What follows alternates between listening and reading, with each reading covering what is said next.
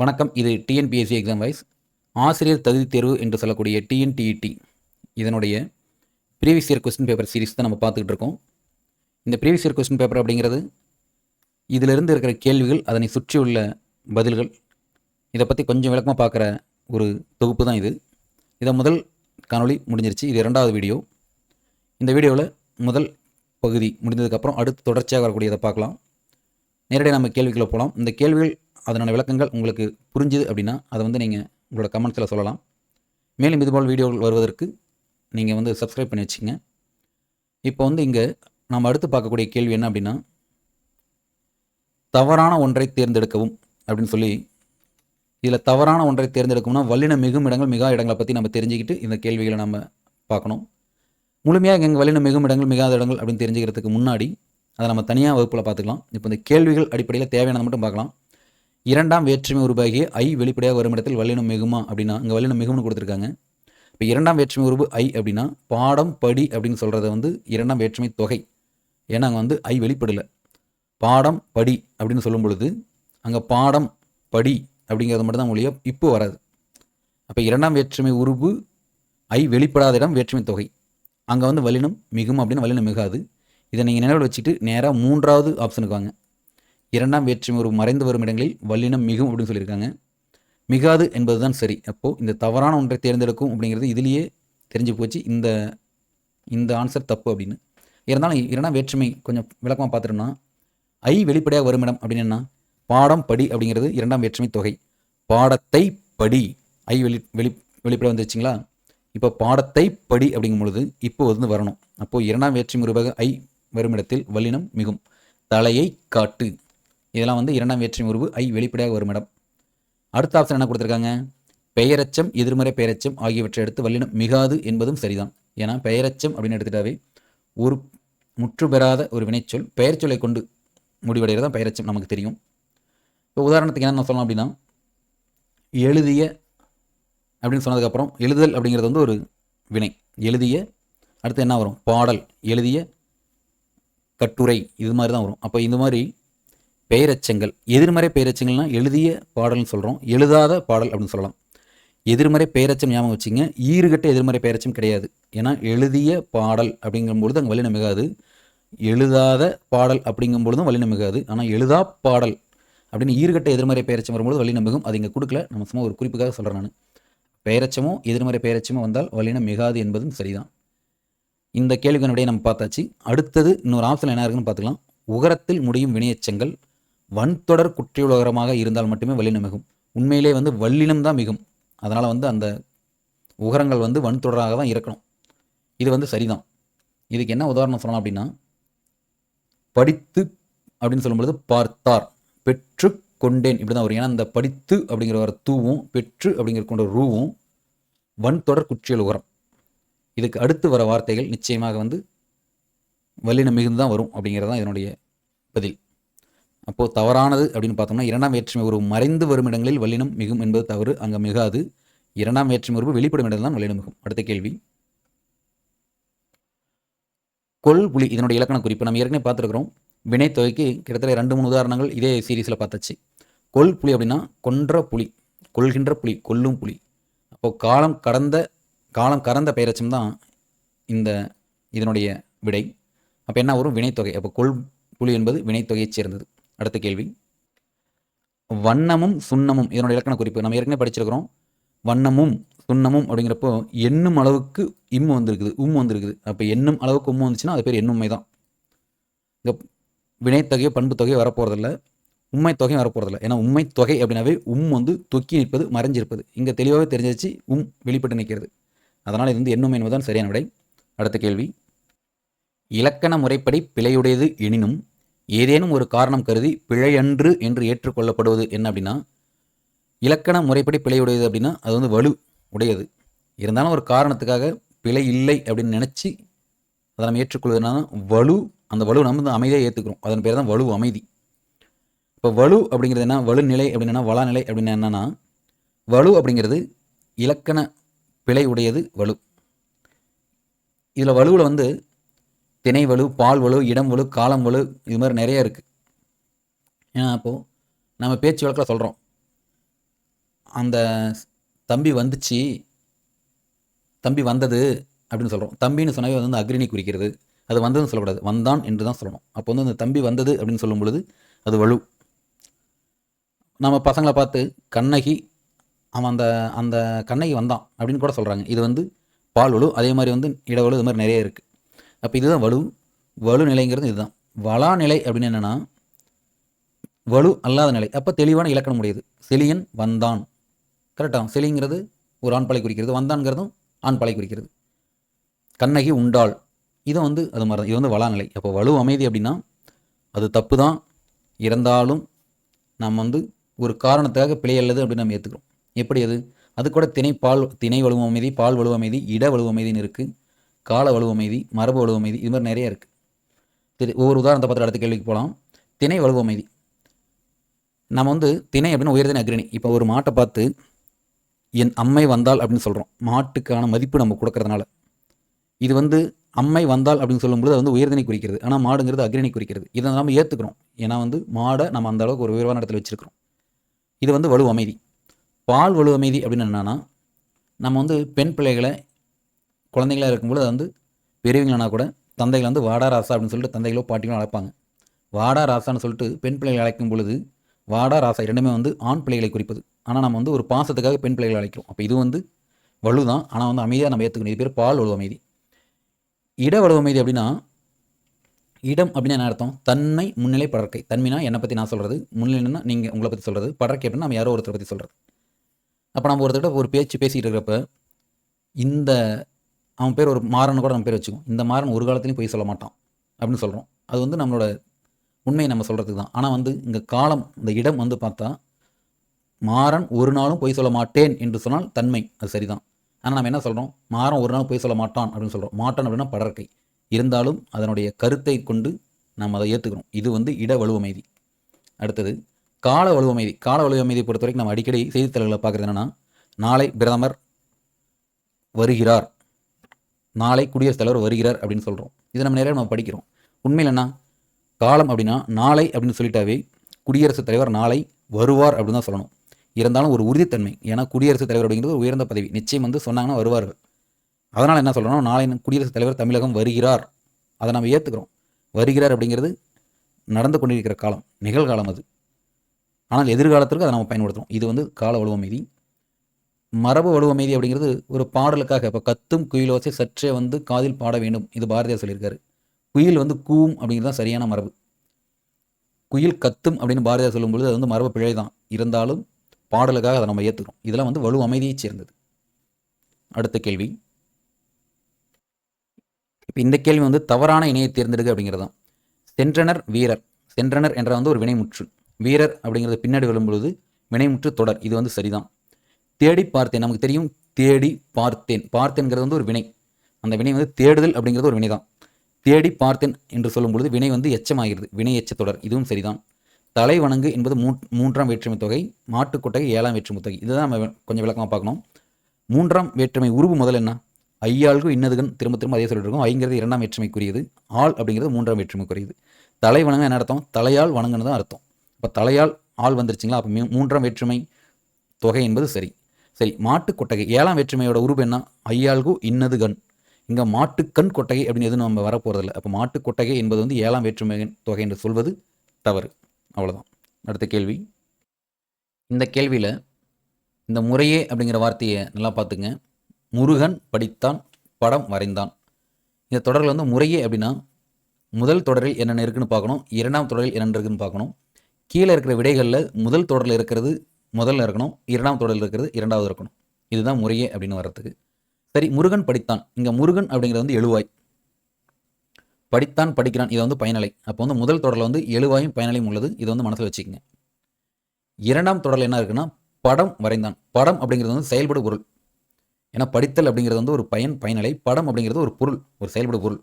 வரைந்தான் என்று சொல்வது வந்து பயனலை. அப்போ வந்து முதல் அந்த தொடரில் எழுவாயும் பயனலையும் உள்ளது.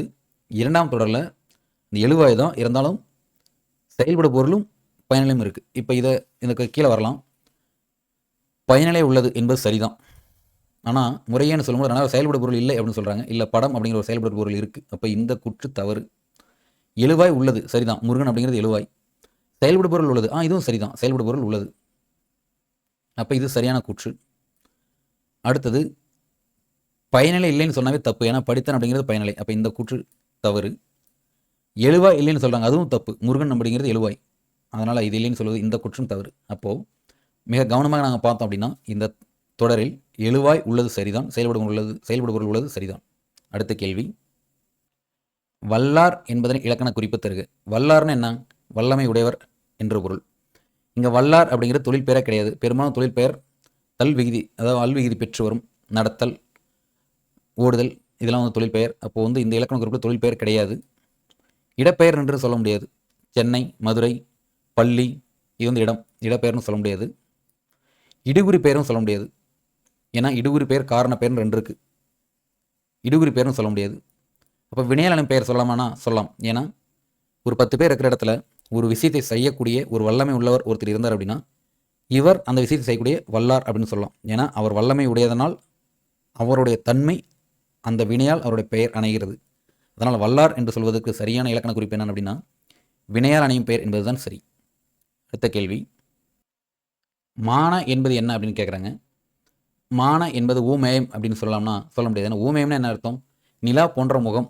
இங்கே நிலாங்கிறது வந்து ஒரு ஊமை, நிலா மாதிரி முகம் இருக்குது. அப்போ ஊமேயம் அப்படிங்கிறது முகம் தான் ஊமேயம். இந்த ஊமேயத்திற்கு பொருத்தமான ஒரு ஊமானம் சொல்கிறாங்க. நிலா போன்ற முகம், வட்டமான முகம், இது மாதிரி சொல்கிறாங்கல்ல.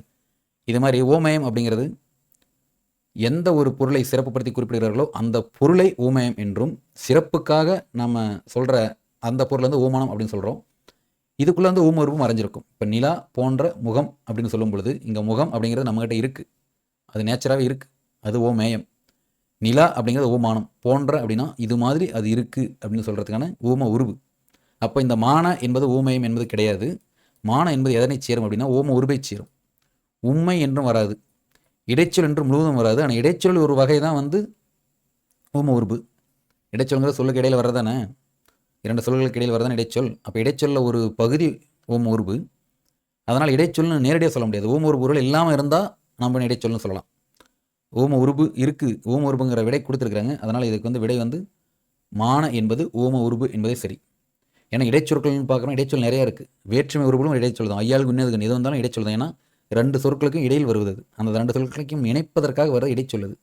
அது மாதிரி பன்மை விகுதிகள் கூட சொல்லலாங்க, திணைப்பால் விகுதிகள், இது மாதிரி நிறைய இருக்குது. அதனால் இந்த மான என்பதற்கு சரியான விடை ஊம உருவு என்பது தான். அடுத்த கேள்வி, தாழ் பூந்துரை. இந்த இதில் பயின்று வரும் இலக்கண குறிப்பு கேட்குறாங்க. நம்ம ஏற்கனவே வந்து வினைத்தொகைகளை பற்றி நம்ம பார்த்துருக்குறோம். பூந்துரை அப்படிங்கிறது வந்து ஒரு பெயர்ச்சொல். தாழ் பூந்துரை அப்படின்னு சொன்னோம்னா தாழ் என்பது தாழ்ந்த, தாழ்கின்ற, தாழும் பூந்துரை அப்படின்னு கூட சொல்லலாம். அதனால் இதற்கு வந்து வினைத்தொகை என்பது சரியான விடை. இது தொடர்ந்து நம்ம விளக்கமாக பார்த்துருக்க தேவையில்லை. அடுத்த கேள்விக்கு போகலாம். குமரன் பாடினான், இது வந்து ஒரு கூற்று. இந்த கூற்று பார்த்தீங்கன்னா கூற்று 1. இந்த தொடரில் குமரன் என்பது எழுவாய், பாடினான் என்பது வினைப்பயனிலை அப்படின்னு சொல்லியிருக்காங்க. கூற்று 2 என்ன சொல்லியிருக்காங்கன்னா இந்த தொடரில் வந்து குமரன் என்பது எழுவாய் தான் சொல்லியிருக்காங்க, பாடினான் என்பது பயனிலைன்னு சொல்லியிருக்காங்க. பொதுவாக இந்த குமரன் பாடினான் என்று சொன்னால் குமரன் என்பது எழுவாய் என்பது சரிதான், குமரன் என்பது எழுவாய் என்று சரிதான், 2லையுமே சரிதான். பாடினான் என்பது பயனிலை தான், அதில் எந்த ஒரு மாற்றம் கிடையாது, 2லையுமே இருக்குது. இருந்தாலும் இங்கே சிறப்பாக ஒரு விஷயத்தை குறிப்பிடுறாங்க. பாடினான் என்பது வினை பயனிலை என்பது பயனிலை விட சிறப்பான ஒரு பதில். அதனால் இந்த 2 கேள்விகளுக்கும் விடை ஒன்று தான். ஆனால் கொஞ்சம் குறிப்பாக நம்ம பார்க்கும் பொழுது கூற்று 1 என்பது தான் சரி, கூற்று 2 என்பது தவறு அப்படின்னு சொல்லியிருக்காங்க. கூற்று 1, 2 சரியானதுன்னு கூட சொல்லலாம். ஆனால் பாடினான் என்பது வந்து ஒரு பாடுதல் அப்படிங்கிற பயனிலை தான் குறிக்கிறது. இருந்தாலும் இங்கே வந்து கூற்று 1 சரி, கூற்று 2 தவறுன்னு சொல்லியிருக்காங்க. அதே நம்ம அப்படி ஏற்றுக்க தான் வேணும்னு நினைக்கிறேன். மொத்தத்தில் எல்லா வினை பயனிலைகளும் பயனிலையை சேர்ந்தது தான். ஆனால் எல்லா பயனிலைகளும் வந்து வினை பயனிலையாக வர முடியாது. இந்த விளக்கத்தை கொஞ்சம் நல்லா தெளிவாக பார்த்துங்க. இதில் வந்து கூற்று 1 சரி, 2 தவறு அப்படின்னு சொல்கிறத பார்த்தா கூற்று 2ஐ விட கூற்று 1 சரி என்பது சரிதான். ஆனால் கூற்று 2 தவறு அப்படிங்கிறது எனக்கு புரியல. ஏன்னா பயனிலை குமரன் பாடினான்னு சொல்லிட்டு நம்ம சொன்னாவே எழுவாய் பயனிலைன்னு நம்ம சொல்லிடுறோம். சரி, இங்கே கொடுத்துருக்குறாங்க, ரைட். நம்ம அடுத்த கேள்விக்கு போவோம். ஒரு தொடரில் யார், எவர், எது, எவை என்ற வினாக்களுக்கு விடையாக வருவது எது? இந்த தொடர் சம்மந்தப்பட்ட கேள்விகள் திரும்ப திரும்ப வருது நல்ல விஷயம் தான். ஏன்னா வந்து அழகாக இதுக்கு நம்ம பதிலளிக்க முடியும். இதற்கு முன்னாடி இருந்த கேள்வி கூட நம்ம பார்த்தோம் அப்படின்னா குமரன் பாடினான், அதே நம்ம இங்கே ஞாபகம் வச்சுக்குவோம். குமரன் பாடினான் அப்படிங்கிறது வந்து ஒரு தொடர். இங்கே குமரன் அப்படிங்கிறது எழுவாய் நமக்கு தெரியும். இருந்தாலும் குமரன் பாடினான் என்று சொல்லும் பொழுது யார் என்ற கேள்விக்கு நம்ம யாரை சொல்லுவோம்? குமரனை தான் சொல்லுவோம். அப்போ யார் என்ற கேள்விக்கு விடையாக வருவது குமரன். அந்த குமரன் யார்? எழுவாய். எவர் என்ற கேள்வியும் அதே மாதிரி தான். மாடு ஓடியது அப்படின்னு சொல்லலாம். எது ஓடியது? மாடு. அப்போ அதுதான் எழுவாய், அதுவும் சரிதான். காகங்கள் கரைந்தன. காகங்கள் அப்படின்னு சொல்லும் பொழுது எவை அப்படின்னு சொல்லலாம். இந்த வினாவுக்கும் நம்ம காகங்கள்னு சொல்லிட்டு சொல்ல போகிறோம். அங்கே காகங்கள் தான் வந்து எழுவாய். அப்போது யார், எவர், எது, எவை என்னும் வினாக்களுக்கு விடையாக வருவது எது அப்படின்னா எழுவாய் தான். அடுத்த கேள்வி, இதில் வந்து உடன்பாட்டு வினைத்தொடரை கண்டறிக்கை அப்படின்னு சொல்கிறாங்க. கவிதா நேற்று வந்தாள். இந்த விஷயத்தை வந்து கவிதாலே செஞ்சாள். அதனால் வந்து இதனுடைய விளக்கம் பார்த்தோம்னா இது வந்து தன்வினை தொடர். கவிதால் நேற்று வந்தாள், இது வந்து தன்வினை தொடர். கவிதால் செய்த வினையை சொல்வதால் கவிதா நேற்று வந்தாள் என்பது சரி. மாறன் மலையில் நனைந்தான் என்பது உடன்பாட்டு வினைத்தொடர். அதே மாறன் மலையில் நனையவில்லை அப்படின்னு சொன்னோம்னா அது வந்து எதிர்மறை வினை தொடரை குறிக்கும். அதுவும் இங்கே கொடுத்துருக்குறாங்க. அப்போ வந்து உடன்பாட்டு வினைத்தொடர் என்பது மாறன் மலையில் நனைந்தான் என்பதுதான் சரி. உரை அகிலனால் படிக்கப்பட்டது அப்படின்னு சொன்னோம்னா செய்வினைக்கு கொஞ்சம் மாற்றானது செயப்பாட்டு வினை. ஏன்னா இங்கே அதிகமாக அழுத்தம் கொடுக்கறது படிக்கப்பட்டது அப்படிங்கிறது தான். அதனால் இது வந்து செயப்பாட்டு வினை. அப்போ உடன்பாட்டு வினைத்தொடர் அப்படிங்கிறது மாறன் மலையில் நனைந்தான் என்பதுதான் உடன்பாட்டு வினைத்தொடர். இதற்கு இதுதான் சரியான விடை. அடுத்த கேள்வி, கூற்று ஒன்று இருக்குது. சொல்லின் இறுதி எழுத்திற்கு பதிலாக வேறு எழுத்து அமைந்து அதே பொருளை தருவது கடைப்பொலி. கடைப்பொலி வந்து இறுதிப்பொலி, ஈற்றுப்பொலி அப்படின்னு சொல்லலாம். இது வந்து சரியான கூற்று தான். இந்த விளக்கம் சொல்கிறாங்க. இந்த விளக்கத்தில் மட்டும் கொஞ்சம் கவனமாக பார்க்கணும். மகர இறுதி எழுத்திற்கு பதில் லகரம் வருமா? முதல்ல அதை நம்ம தெரிஞ்சுக்கணும். முகம் அப்படின்னு சொல்கிறாங்க. இது வந்து முகன் அப்படின்னு சொல்லலாம். அப்போ முகம் அப்படிங்கிறது மகர இறுதி எழுத்து தான். அதற்கு மாற்றாக வருது முகன், நகர வருது. அதே மாதிரி குலம், குலன், அகம், அகன், அறம், அரண். இந்த அறம் அரண் ஏற்கனவே பார்த்துக்கிறோம். நலம், நலன். இது மாதிரி இம் இதற்கு வந்து அடுத்த போலியாக வருவது இன். அப்போ மகரத்திற்கு எழுத்துக்கு பதிலாக நகரம் வரும் என்று சொன்னால் சரி. இங்கே லகரம் சொல்லியிருக்காங்க, இது தவறு. அதே மாதிரி லகர என்ற இறுதி எழுத்திற்கு பதில் நகரம் வரும் அப்படின்னு சொல்லியிருக்காங்க. இதுலேயும் வந்து தவறு இருக்குது. ஏன்னா லகர என்ற இறுதி எழுத்திற்கு பதில் வந்து நகரம் வராது. அதற்கு பதிலாக ரகரம் வரலாம். பந்தல், பந்தர் அப்படின்னு சொல்லி மாறும். குடல் அப்படின்னா குடர் அப்படின்னு சொல்கிறாங்க. சுவல் அப்படிங்கிற சுவர் அப்படின்னு சொல்கிறாங்க. இது வந்து ஒரு உதாரணம். அதனால் இந்த விளக்கம் என்பது தவறு, கூற்று என்பது சரிதான். அடுத்த கேள்வி, இந்த கேள்வியில் வந்து மலர்விழி எழுதினால் இது என்ன இலக்கண குறிப்பு கேட்குறாங்க. மலர்விழி எழுதினால் வினை முடிஞ்சது, அதனால் வினை முற்று. இங்கே எச்ச பொருள் தரக்கூடிய வார்த்தைகள் எதுவுமே இல்லை அப்படிங்கிறதுனால இந்த எச்சம்னு சொல்கிற மூணுமே கிடையாது. வினையச்சம் கிடையாது, பேரச்சம் கிடையாது, திருநிலை வினையச்சம் கிடையாது. மலர்விழி எழுதினால் என்பது மிகச் சரியான வினைமுற்று அப்படிங்கிறதான் சரி. அடுத்த கேள்வி, செடியில் பூக்கள் பூத்திருந்தன, டேஸ் அழகாக இருந்தன. இந்த டேஸ்ங்கிற இடத்துல கோடில் வந்து என்ன வரும் அப்படிங்கிறதான் கேள்வி. செடியில் பூக்கள் என்று சொல்லிட்டாங்க. இது வந்து பன்மையை குறிக்கிறது. பன்மையில் பூக்கள் அப்படின்னு சொல்கிறாங்க. அப்போது பன்மையை குறிக்கக்கூடிய சுற்றுச்சொல் எது அப்படின்னா அவை என்பதுதான் சரி. இங்கே பூக்கள்னு சொல்லிட்டு ஏற்கனவே பன்மையில் குறிச்சிட்டு அவைகள் அப்படின்னு சொல்கிறது வந்து தவறு தான். இங்கே அது என்பது அக்னியை குறிக்கிறதாக இருந்தாலும் அது வந்து ஒருமையை குறிக்கக்கூடிய சொல். அதனால் சுற்றுச்சொல்ல அது என்பது செடியில் பூ பூத்திருந்தன, அது அழகாக இருந்ததுன்னு சொன்னால் சரி. அது பூத்திருந்தனன்னு சொல்லக்கூடாது. இங்கே ந வந்துச்சுனாலும் வந்து பன்மையை குறிக்கிறது. அது வரணும் அப்படின்னா செடியில் பூ பூத்திருந்தது, அது அழகாக இருந்தது அப்படின்னு சொல்லிடலாம். அதனால் வந்து இங்கே பன்மை மட்டுமே குறிப்பிட்டு சொல்கிறாங்க. பூக்கள் பன்மை தான், பூத்திருந்தன என்பதும் பன்மை தான். அதனால் அவை என்பதே சரியான விடை. அடுத்த கேள்வி, பெயர்ச்சொல் வினைச்சொல் ஆகியவற்றின் தன்மையை மிகுதிப்படுத்தி வருவது என்ன அப்படின்னு கேட்குறாங்க. இது ஏற்கனவே நம்ம பார்த்த அதே கேள்வி தான், உரிச்சொல் என்பதுதான் சரி. அடுத்த கேள்வி, இந்த கேள்வி வந்து வாடி வதங்கி இது எந்த வகை நினைச்சொல் அப்படின்னு கேட்குறாங்க. வாடுதல் வதங்குதல் இரண்டுமே வந்து தன்மையிலிருந்து குலைதல், அதாவது குறைதல் அப்படி தான், ரெண்டுமே ஒரே பொருளை தரக்கூடியது. அதனால் வந்து நேர் இணை என்பதுதான் சரி. வாடுதல் வதங்குதல் ரெண்டுமே வந்து ஒரே பொருளை தரக்கூடியது. அதனால் வந்து நேரிணை என்பதுதான் சரி. செரியினை அப்படின்னு சொல்கிறது வந்து ஒன்று வந்து அதிகப்படுத்தி சொல்வது தான் செரியினை. ஒரு தன்மை வந்து அதிகப்படுத்தி சொல்வது, தன்மையோ செயலையோ மிகைப்படுத்தி சொல்வது. இப்போ உதாரணத்துக்கு வந்து பச்சை பசேலனை அப்படின்னு சொல்கிறாங்க. பச்சைனாலும் பசைனாலும் ரெண்டுமே ஒன்று தான். இங்கே வாடுதல் வதங்குதல் அப்படிங்கிறது வந்து இரண்டுமே தன்மை ஒன்று தான். ஆனால் நிகழ்ச்சி வந்து வெவ்வேறாக கூட தெரியலாம். ஆனால் வந்து பச்சை பசேல்னா ரெண்டுமே பசுமையை தான் குறிக்கிறது. இதற்கு பேர் தான் செரி இணை.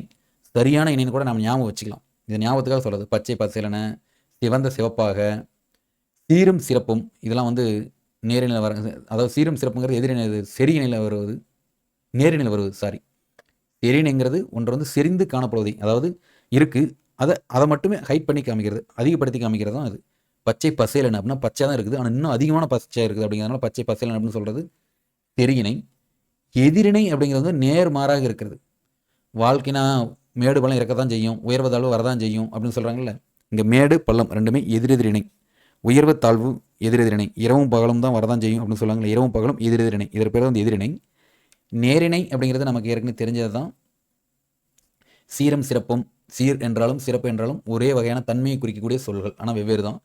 பேரும் புகழும், உற்றார் உறவினர், நோய் நொடி, குற்றங்குறை, கூன் குருடு. இந்த குற்றம் குறை என்பது ஒரு குறைபாட்டை குறித்தாலும் ரெண்டுமே வந்து ஒரே மாதிரி தான் இருக்குது. அதனால் வந்து இது வந்து நேரிணை அப்படின்னு சொல்லலாம். குறிலிணை அப்படின்னு சொல்லிட்டு நான் ஒன்றும் கேள்விப்பட நான் சொல்கிறேன்.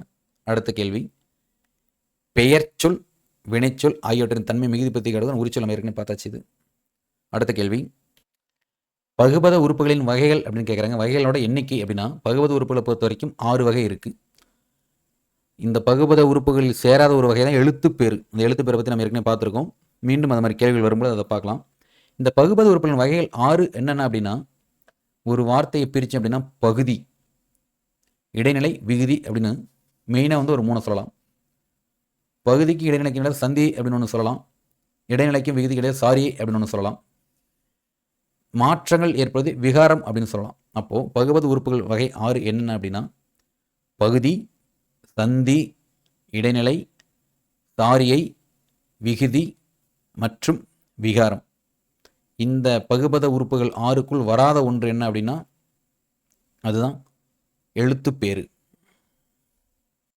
இந்த பகுபத உறுப்புகள் அப்படிங்கிறத கேள்விகள் வந்து திரும்ப திரும்ப கேட்டுகிட்டே இருக்கிறாங்க. அதனால் கொஞ்சம் இதை விளக்கமாக பார்த்துட்டு இதோட இந்த வீடியோவை முடிச்சுக்கலாம். மீண்டும் வந்து அடுத்த பகுதியில் தான் நம்ம பார்க்க போகிறோம். சரி, இந்த பகுபத உறுப்புகள் 6 அப்படி என்னென்ன அப்படின்னா, பகுதி, விகுதி, இடைநிலை, சாரியை, சந்தி, விகாரம். இதுதான் வந்து 6 பகுபத உறுப்புகள். இப்போ இந்த நடந்தான் அப்படிங்கிற இந்த ஒரு வார்த்தை நம்ம பகுபத உறுப்பிலக்கணத்துக்கு பிரித்தோம் அப்படின்னா, இங்கே நட என்பது பகுதி, இத்து, இந்து, இங்கே இத்துங்கிறது சந்தி, ஆனால் வந்து இந்தானது விகாரம் அடைகிறது. ஏன்னா அந்த இத்து வந்து இந்தாக மாறினா தான் அந்த வார்த்தை முழுமையாக நமக்கு தெரியும். இன்னொரு இத்து வந்து இறந்த காலத்தை உணர்த்தும் இடைநிலை, காலம் உணர்த்தும் இடைநிலை. ஏன்னா நடந்தான் அப்படின்னு சொன்னால் அது நடந்து முடிஞ்ச ஒரு விஷயம். நடப்பான் அப்படின்னு சொன்னோம்னா அந்த இப்புங்கிறது வந்து எதிர்காலத்தை குறிக்கக்கூடியது. அப்போது இறந்த காலத்தை குறிக்கும் இடைநிலை எது அப்படின்னா இந்த இத்து தான். ஆண் அப்படிங்கிறது வந்து ஆண்பால் ஒருமையை குறிக்கும் விகுதி. ஏன்னா நடந்தார்கள் அப்படின்னு சொல்லும் பொழுது அது பன்மையை குறிக்கிறது. நடந்தாள் அப்படின்னு சொன்னால் அது வந்து பெண்மையை குறிக்கிறது, அதாவது பெண்பாலை குறிக்கிறது. இங்கே ஆண் அப்படிங்கிறது விகுதி தான், ஆனால் ஆண்பால் ஒருமையை குறிக்கக்கூடிய ஒரு விகுதி. அப்போ இது மாதிரி தான் வந்து பகுபத உறுப்பிலக்கணங்கள் பிரிக்கணும். பகுபத உறுப்பிலக்கணத்தோட வகை வந்து பார்த்தாச்சு. இந்த பகுபத உறுப்பிலக்கணம் வந்து தனி வகுப்பு இன்னும் கொஞ்சம் தெளிவாக பார்த்தா தான் விகாரத்தை பற்றியும் எழுத்துப்பேரை பற்றி இன்னும் தெளிவாக தெரியும். வரும் கேள்விகளில் அது சம்மந்தப்பட்ட கேள்விகள் இருக்குது. அது பார்க்கும்போது இன்னும் கொஞ்சம் நமக்கு தெளிவாக தெரியும். சரி, இதோட வந்து கிட்டத்தட்ட அரை மணி நேரத்துக்கு பக்கமாகுது. ரொம்ப லென்த்தாக வீடியோ 1 மணி நேரம் போட்டால் கூட போடலாம். ஆனால் யாரும் பெரும்பாலும் பார்க்க மாட்டாங்க. 5 நிமிஷத்துலேயே ஸ்கிப் பண்ணிட்டு போயிடுவாங்க. அதனால் சின்ன சின்ன வீடியோவாக போடுவோம். நீங்கள் தொடர்ந்து பாருங்கள், உங்களுக்கு ஒரு புரிதல் ஏற்படும் அப்படிங்கிற ஒரு நம்பிக்கையில் மீண்டும் அடுத்த வீடியோவில் சந்திப்போம். Thank you to all.